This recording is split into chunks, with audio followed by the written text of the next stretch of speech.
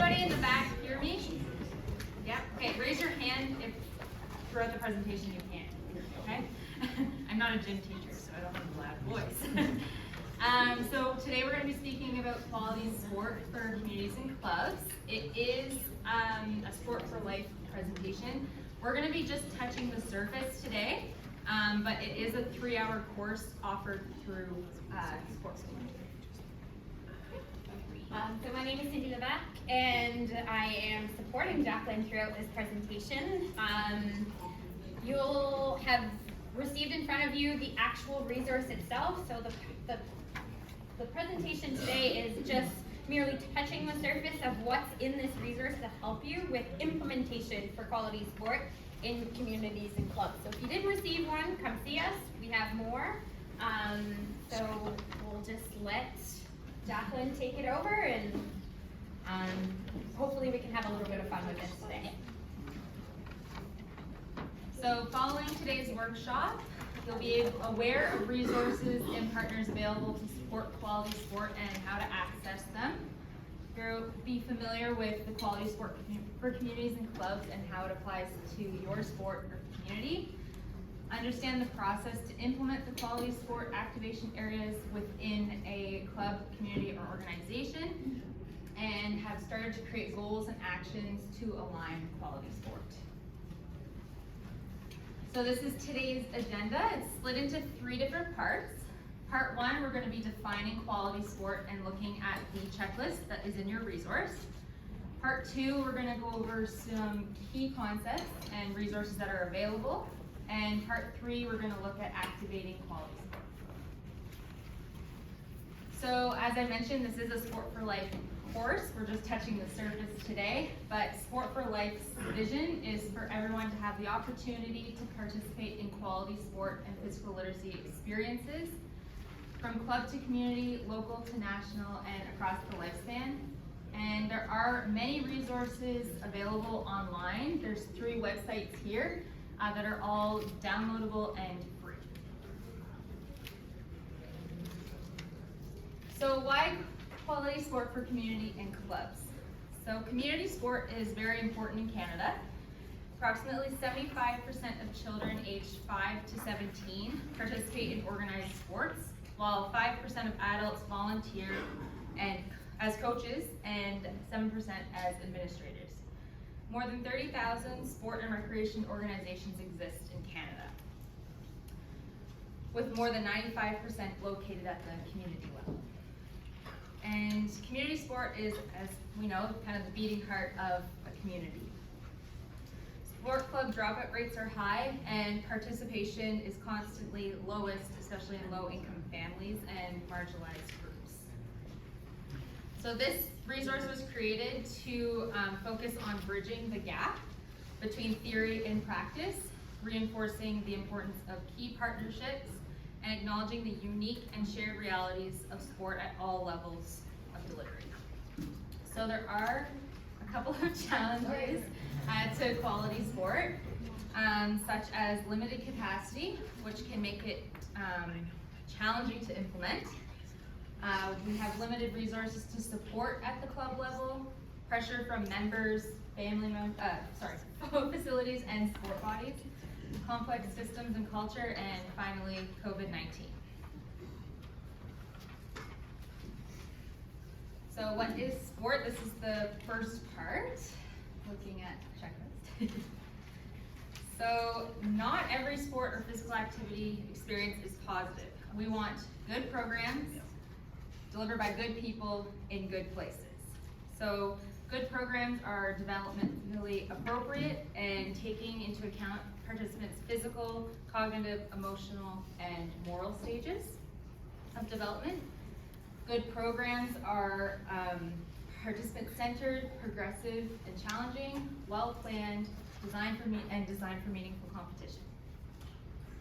Good places have programs that are both safe and inclusive. They're welcoming, fun, fair, holistic. And good people that deliver these well-run programs are the leaders, coaches, officials, instructors, teachers. And all of this will lead to individual excellence and optimum health.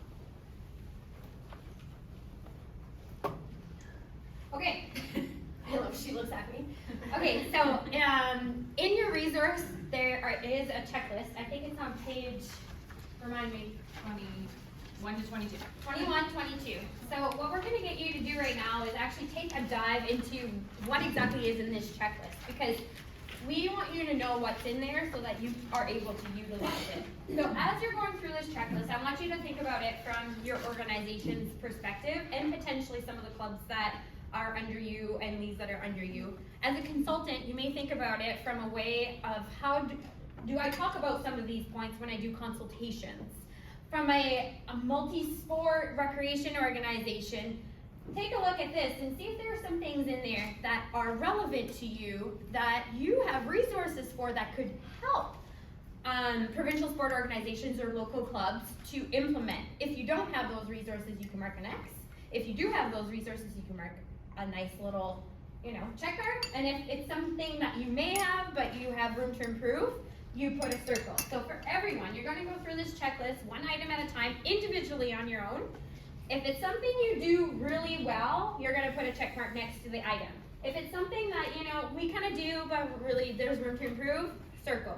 If it's something that you've never thought about before, or is not happening, you might have thought about it, but it's really not happening in your organization, put a next to it. And this is not, no one's judging you on this, so if you see a lot of X's, it's okay. This means it's a good thing. It's something that can be useful to you further on for action planning. So we're gonna leave you with that for a few seconds. By a few seconds, I mean 5 minutes. You will have a chance to revisit the checklist at the end when we do the final discussion and work in groups on what are you doing well, what are you not doing well, and all that stuff. So, like I said, it's not a reflection of your organization, it's just how can we help? What's missing in our system to help implement quality sport? So we'll move along from that, but like I said, we'll have some more time to revisit this checklist a little bit later.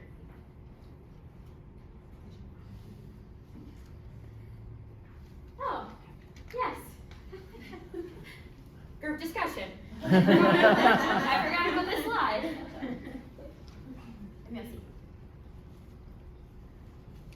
Okay, so at this point, I guess I would just ask if anyone in the room wants to share a little bit about what they saw in the checklist as maybe 2 items that they do well, 2 items that you're like, wow, these are in here, I didn't even know, and I'm not doing that very well, and maybe a few things that surprised you in the checklist. So would anyone want to volunteer as to Nick? Yeah, I would say, so I've been talking about it, and I'd say that a lot of it is depending on the coaches themselves. So it talks about the seasonal plan, it talks about age-appropriate drills and things like that. So let's say if we have 3,000 coaches, the top coach would be outstanding, but then we know that there's some coaches that aren't delivering on the long-term player development, on what's age-appropriate and things like that. So in our own experience, the coaches would say, well, there's some growth factor in that positive experience. Yep. So we'd like to do a better job of front coach education and ensuring that the coach is following the curriculum. Awesome. Thanks. And just a note too that the checklist is very generic. So it's not meant to be specific to any specific sport. So if you're going to be utilizing this checklist to do implementation of quality sport, you can add things to it. You can remove things that are very much not relevant to your organization. This is meant as a base, and you can build upon it and use it to address the gaps that may exist in your organization for quality sport. But with the resources that exist, maybe from your NSO or from the people in the room who do things at a multi-sport level, they may have resources to even add to this that it wouldn't be reflected in a Canadian document.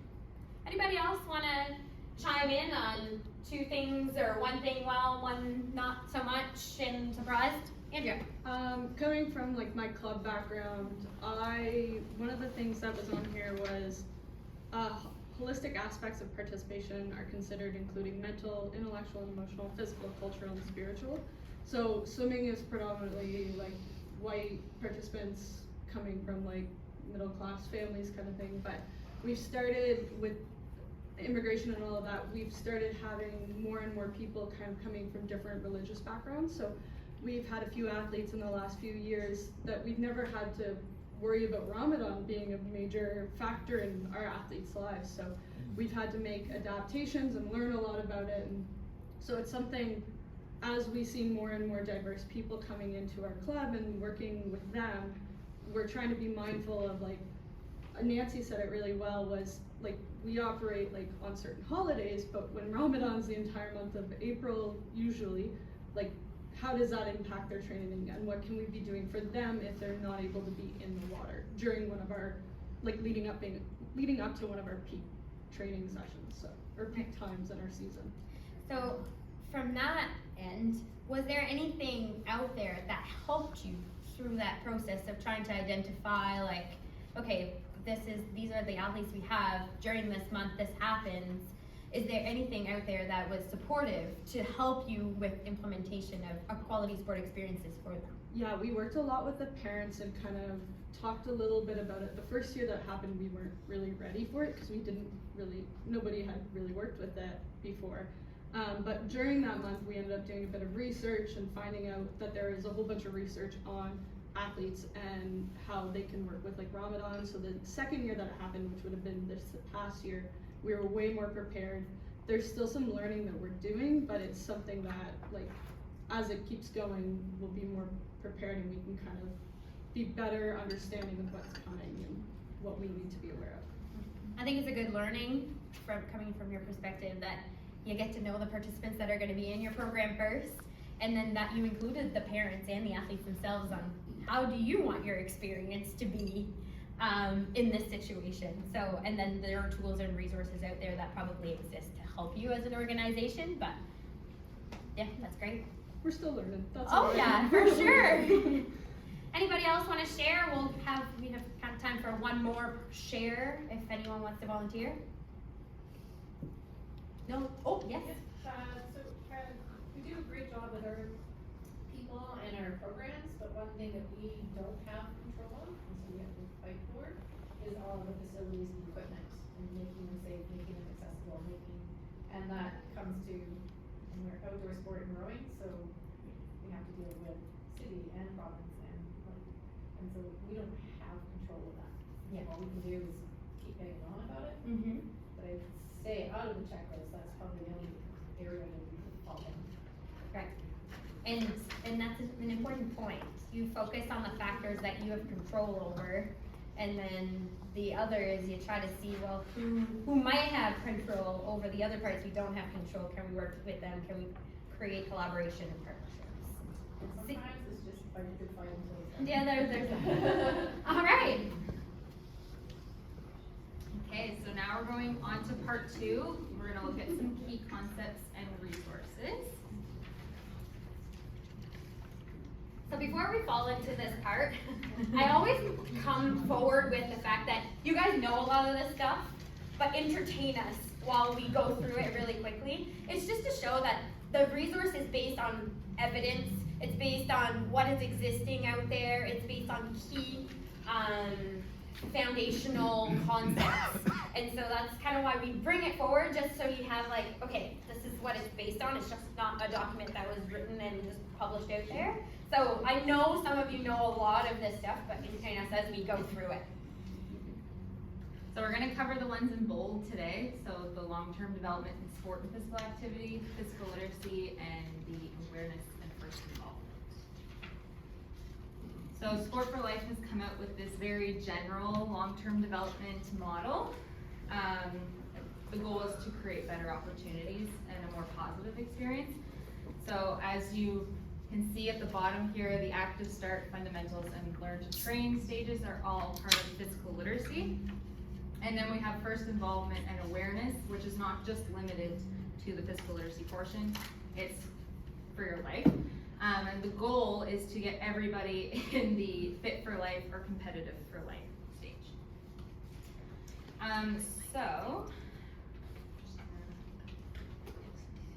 So if we look at first involvement, that is, cool. Yeah, that's the critical stage where people feel the most vulnerable of being left out or not good enough. So the goal really is to get everyone in this rectangle, or whatever it looks like for your sport, and keep everyone there. And first involvement is a critical step to ensure that people will actually engage in the activity and continue to engage in the activity. So we'll spend a little bit of time talking about first involvement, awareness and first involvement. So physical literacy is defined by the International Physical Literacy Association as the motivation, confidence, physical competence, knowledge, and understanding to value and take responsibility for engagement in physical activities for life.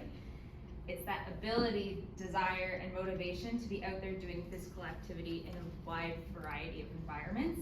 So this wheel over here, the more physically competent you are, the more confident you'll be, and the more motivated you'll be.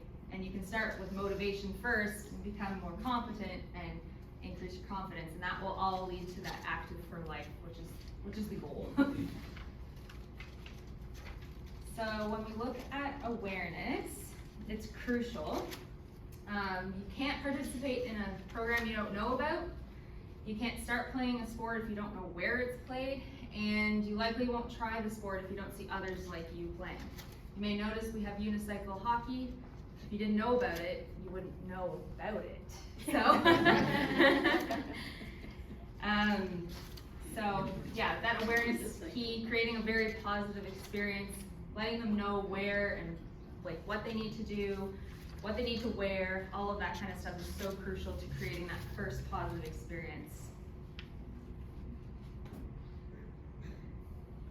So then when we look at the first involvement,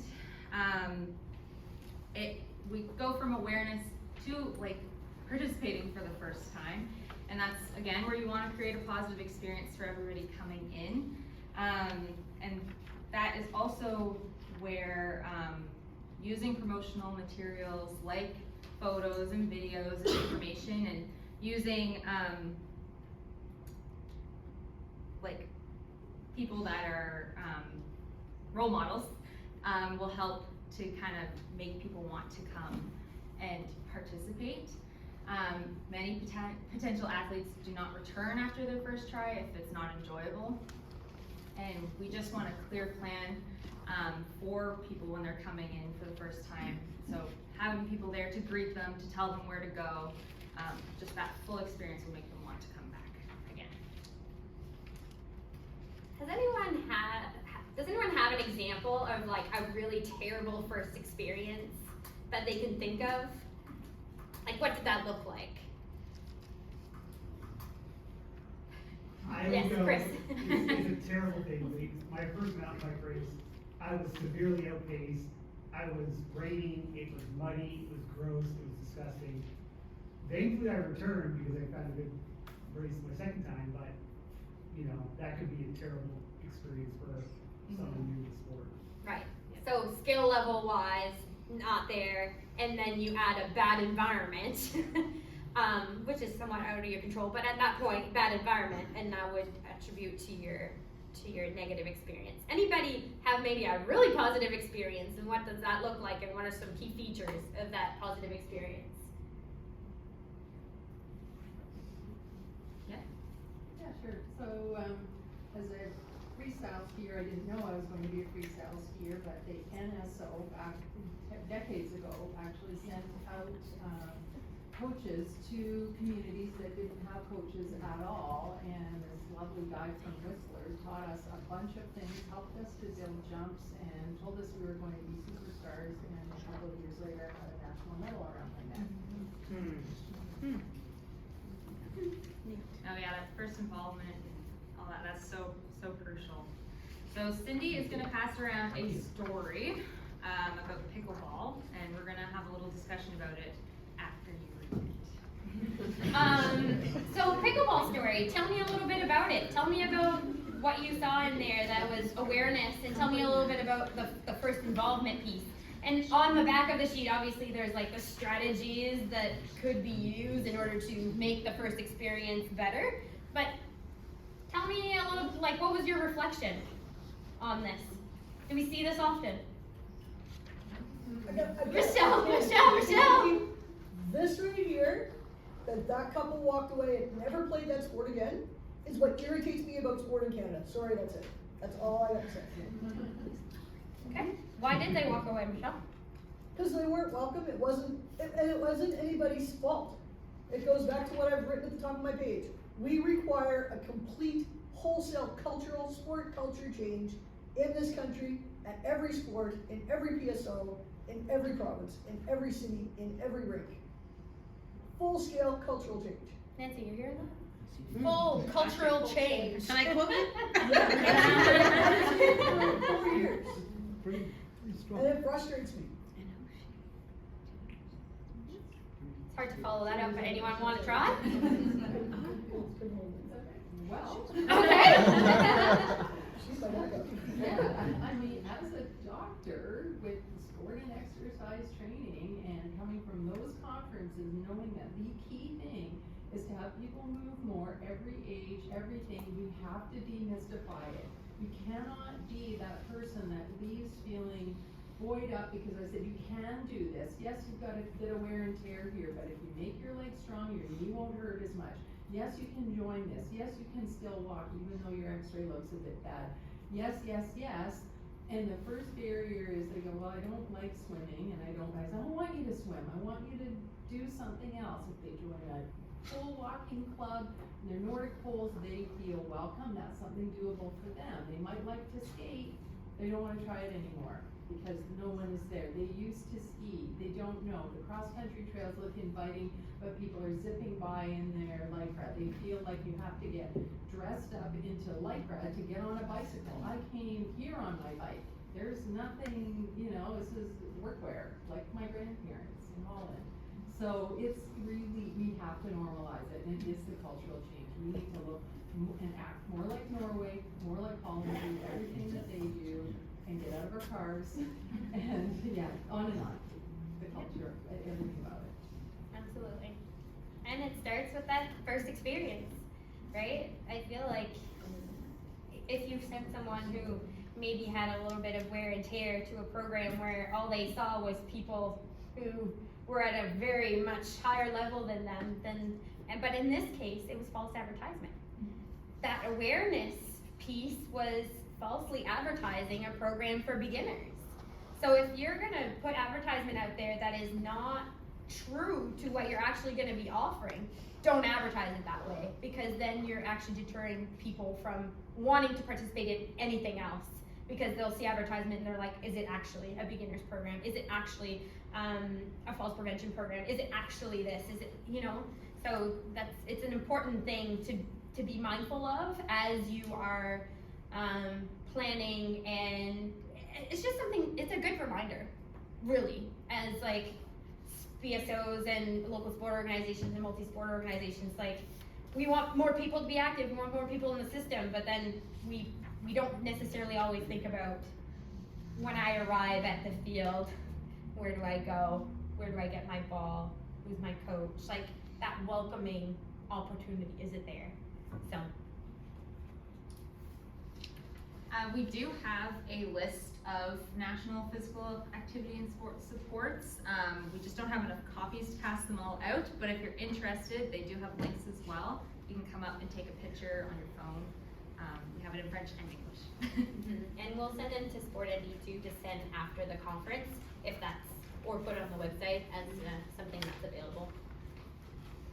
So now we're gonna go into part 3. So we're gonna look at the 5 action areas and spend the rest of the time on that. Each is going to be broken down into big picture, what it looks like, tackling the issues, getting there, practical implementation, and who can help.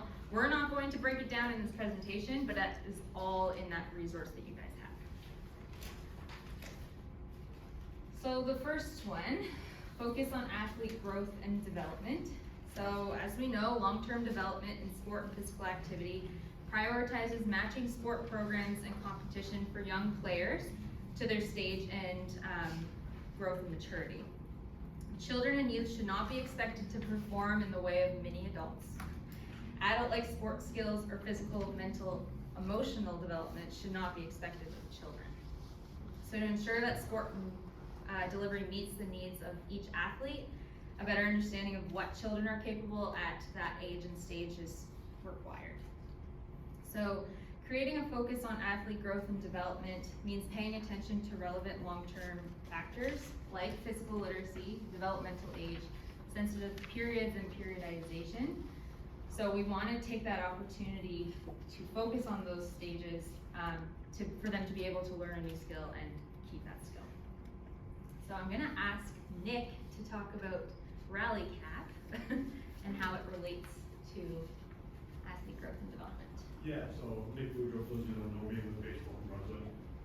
Rally Cap program is something that I thought was an amazing program long before I worked in baseball. I was talking about it when I worked in hockey, actually. It's just such a quality initiation program. Such a quality program, actually, the Toronto Blue Jays Academy have just pulled all their money at the national championships and put it into the Rally Cap program. So rather than funding those elite level events, Toronto Blue Jays Academy now dishes money out to the provinces to help run the Rally Cap program. So what it's done, listen, this sums it up the best. Took the most boring sport in the world and made it fun for little kids. I love baseball, okay, work in it, puts food on the table, but oh my gosh. Watch a 13U baseball game in July, like it's awful. Anyway, amazing initiation program. The resources are very, very available now, okay? Another theme, baseball, not my sport here, everything's a secret. Now it's very, very available. It's stations based, it's meant for little kids, so you run through cones and then you feel the ground ball, or you're teaching somebody to catch the old alligator catch or whatever with the frisbee. It's all broken down like that, so that Jane the accountant and Jimmy the farmer can show up at practice and run their station. Here's the practice plan, I'll lay it out for you, it's all good to go. There's an evaluation aspect to it, so the kids can see that they're progressing, and then it's all based into the same. We talked about belonging earlier, talked about the school sports thing. I think there's an aspect of it that helps you be part of your club as well. So it kind of, for me, it checks all the boxes for what a real initiation program offers, and that quality first experience to help them keep playing. Thank you. And I'm going to ask Michelle to talk about the Snow Stars. Hi everyone, I'm Michelle Legier. I'm the athletic director for Ski and D. Alpine Canada presented, I think it was in 2006, a new program called Snow Stars, and it was widely accepted by the coaching staff across the country, barring a couple of spots. But it's very much like the Rally Cap program. It's based on science. It's based on what athletes can do at each stage of development. And it aligns really, really well, one, with the Alpine Canada long-term athlete development model, which is the third, maybe even fourth iteration that's out now, I forget. And also the Sport for Life long-term athlete development model. It's skill-based, it's holistic. We talk about all of the ancillary skills. There's an evaluation process at the end of each stage or each level.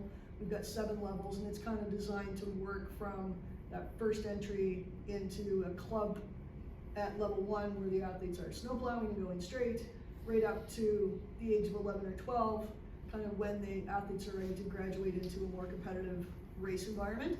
And one of the things that I really like as an athletic director about it is we've got a couple of stages that are really big and hard to get through. So if an athlete comes in the first year and they move into level 4 and they get a bronze, they might still be in level 4 next year, but maybe they'll get a silver. So there's that 3 stages in each of the levels. It was marketed the first time really poorly, but then the third time it came out a couple of years later, I think by 2010, we had it nailed down as the best way to market it, and it's a widely accepted program. And again, it's very much like what the program that baseball does. Thanks, Michelle. Does anyone else want to share about a best practice for growth and development that they know of? Yeah. Could I just open a can of worms? I'm going back to when my children were younger, which is a long time ago. But if I remember correctly, we had the Canada Excellence Program where we had what was that called? We had a gold, silver, and bronze. No. Yeah, the blue participation. Well, you got awarded a particular thing. Excellence was But at that time, we were encouraging children in the school system to actually get up and do something and improve themselves. but yet we've got to be all equal now. I hate to tell you, but we're not all equal. Okay, and we've got a challenge on our hands that we become mediocrity in a lot of things rather than trying to raise ourselves up. And you know, we've got to challenge the people who want to be challenged, and we've got to encourage the others to move up. But we don't seem to be doing that these days. We seem to have, you know, we're afraid of actually saying, well, you're actually better at playing tennis than I am. I know you are, but anyway. But what I'm saying, the kids know who are good at these things, but for some unknown reason, we live in the background and we don't say anything. That's just food for thought, guys, but it's happening these days, and we should be encouraging, you know, where people are actually stepping up to the plate, moving forward, and encouraging the others. Just, I've had my say. Sorry. Thanks, Sarah. Thanks. Okay, now we're going to watch a short video that shows this athlete growth and development in, I believe it's the UK. Yes, and it's en anglais only. Yeah. So I apologize. And sorry, the pickleball story was available in English only, and I didn't have time to translate.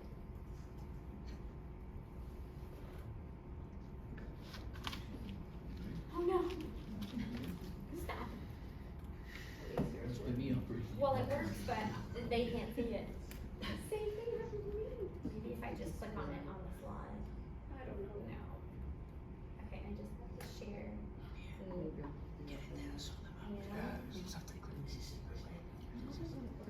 Okay, here we go.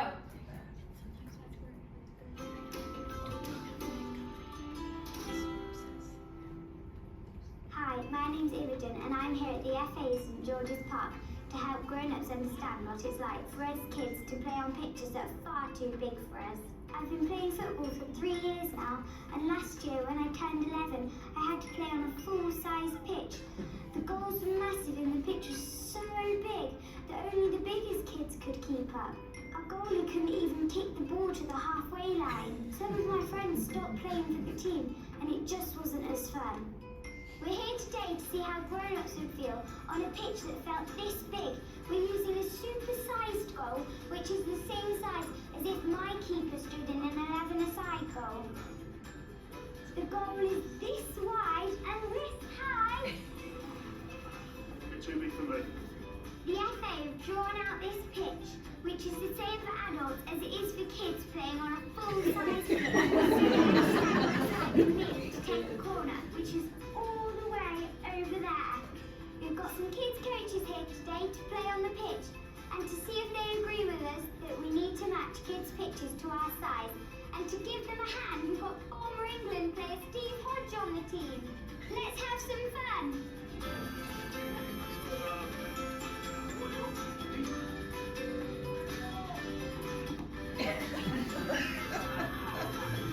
What was that?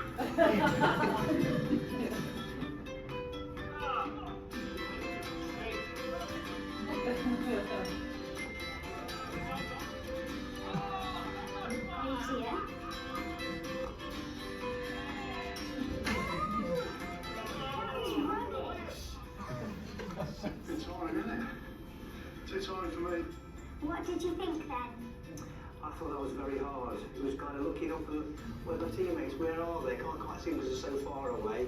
And it was a big pitch and kicking the ball a long way was really hard work, so it wasn't that enjoyable to be fair. Just so big, the corners, I took a corner and didn't get anywhere near it. I felt like I was really lost on the pitch, you know, I didn't feel like I was part of the game. What did you think then? It was a wonderful experience, but opened my eyes. It's a very, very big goal, and I'm 6'3". I'm used to standing in front of a goal, but I found it very daunting. Cold November morning, if you're stood at the other end of the pitch, if you know that kid's not involved in the game, they're freezing cold, then they're like, which is 6 weeks down the line, not playing anymore. So you kind of get the point, like when you put children on a, you know, not so developmentally appropriate place or environment to play, they get lost. They pick dandelions. I mean, we have FDSA Megan in here, and she probably sees a lot or hears a lot that. We play crossfield anyway. Well, no, I know. But, you know, even then you probably have kids picking up some dandelions and feeling like they're not part of the game. So it's just to show, like, you know, developmentally appropriate is important. And it's just, you don't treat children like mini adults.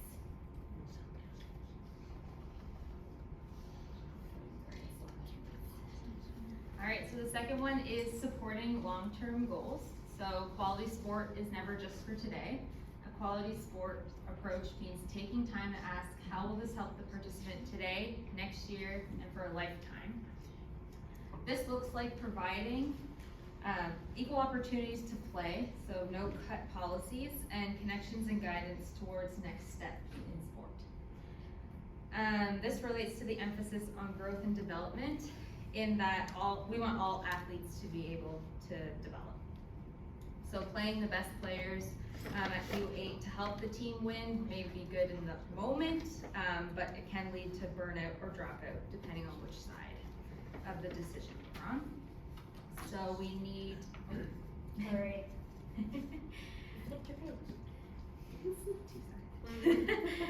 We need more emphasis placed on key factors like athlete predisposition.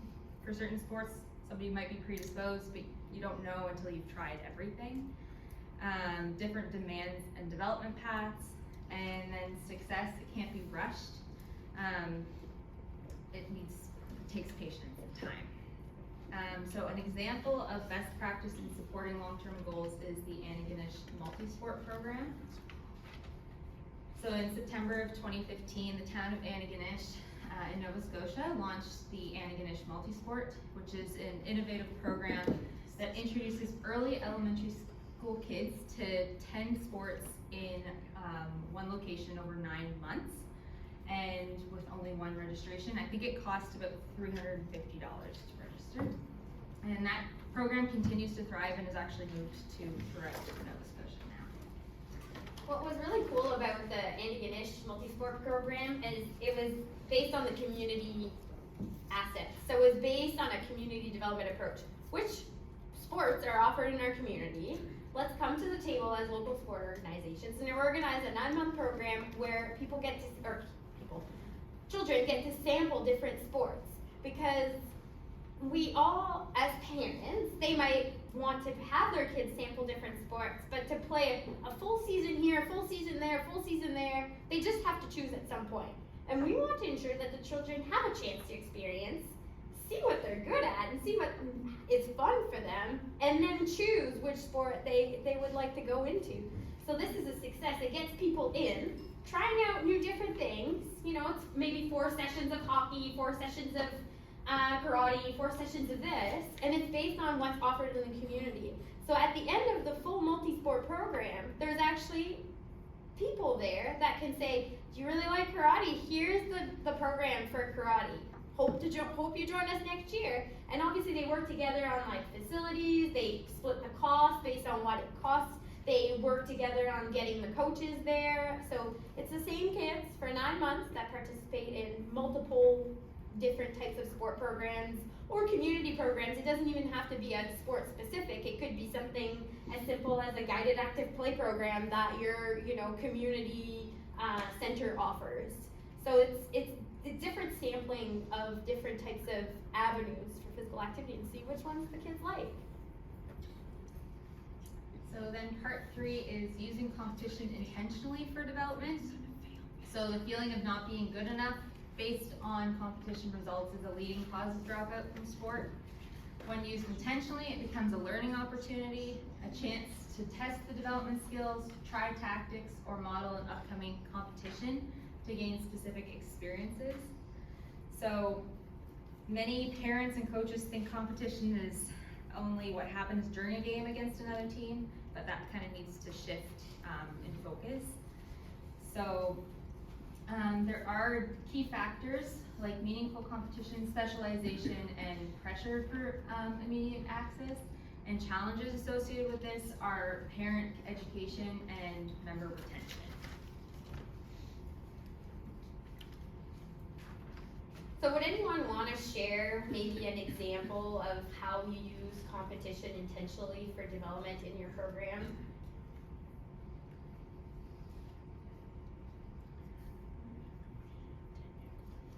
for small children, it's not just about winning and losing. Maybe for the parents sitting on the sideline, it is.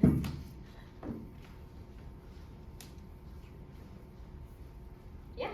We use it in track a lot, so that the younger kids can see some of the older kids, and I think this winter was a really good example. We had our indoor nationals for age class and as well as our masters combined. So something so people could see that you can still be doing track at 90 years old, and it was really, we got a lot of really cool feedback on that. So we use that a lot as competition for younger kids, as a growth kind of opportunity. It's an interesting perspective. I was thinking about it from a different way, but you brought a brand new perspective to how I would use competition to create that want to continue in that sport. I'm in track and field. Many years ago, the club started, well, we were seeing the kids going to competition, finishing fourth and not getting that ribbon or that medal. So we started giving them best performance ribbon that came to the point where between themselves they were saying, oh, nice race. Not did you win, but did you PB? And that was more important to get that PB ribbon than number 1, number 4, or whatever. Amazing. Thank you for sharing. Yes, thank you. So, looking at the challenge zone, which is here on the right, in this model, if you have a participant with a low skill level, but the task is difficult, then you're going to see a lot of blowout anxiety or frustration from that person.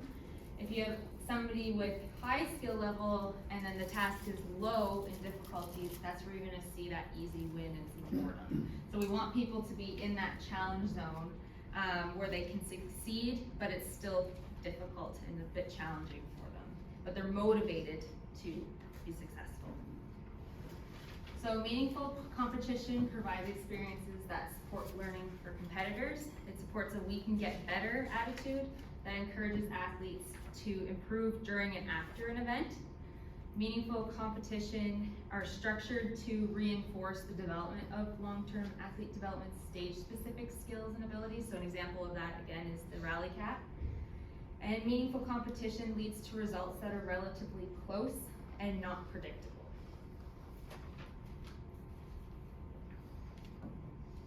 The fourth part is a commitment to sport for all. So there are many marginalized groups, low-income earners, newcomers to Canada, Indigenous peoples, those with physical or intellectual disabilities, and others who are often left out of sport.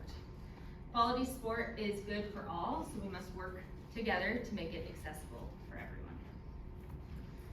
everyone. So they make 6 recommendations in the guide.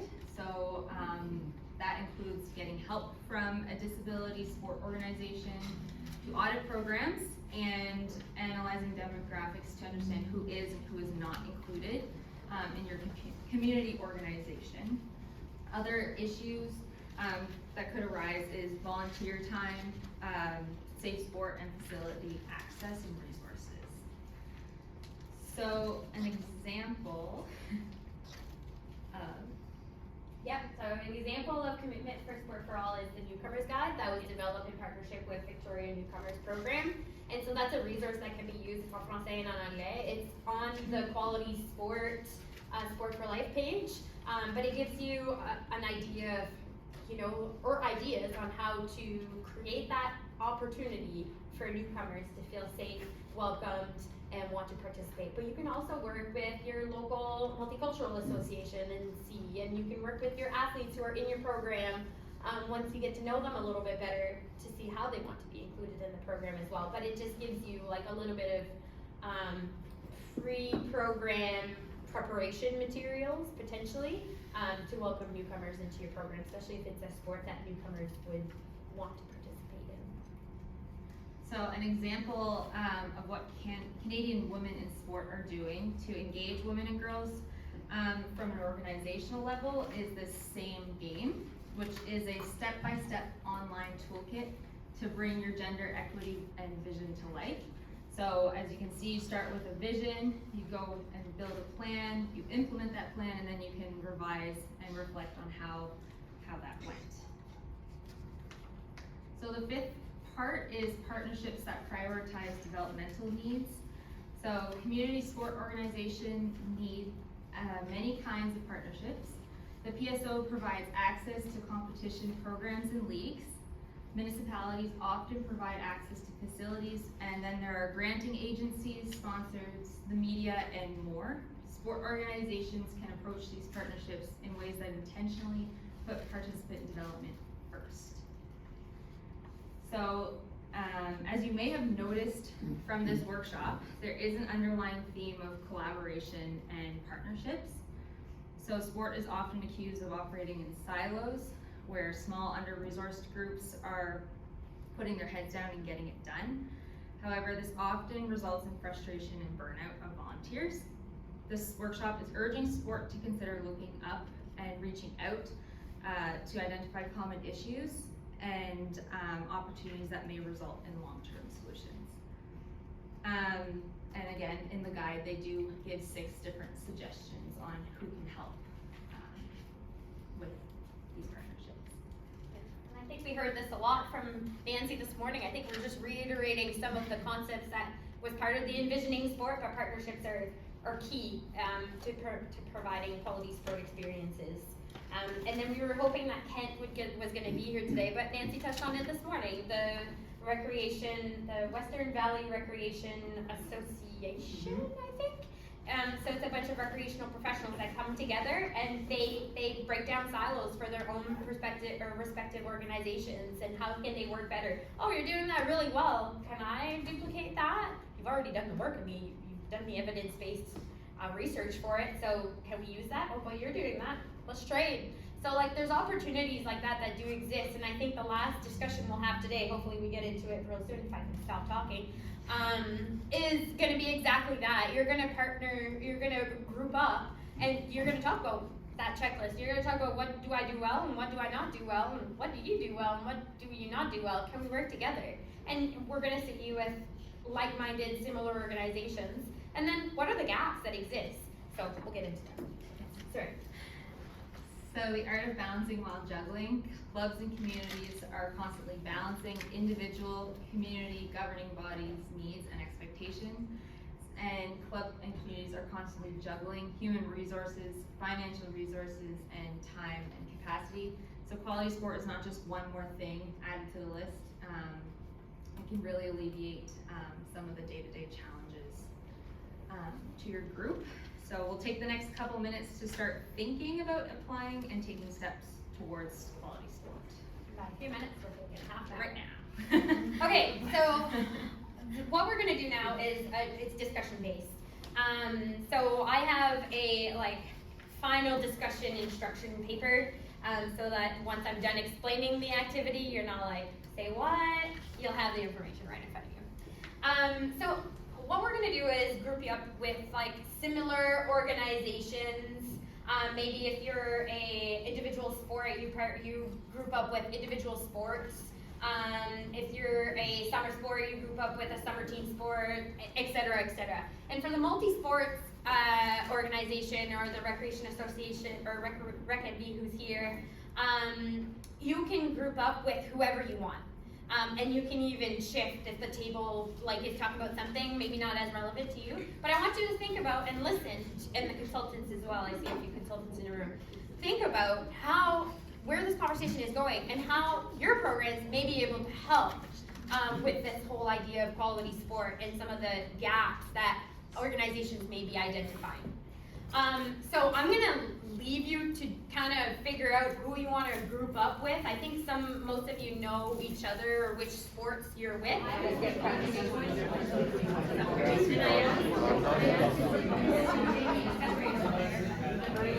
Oh, great.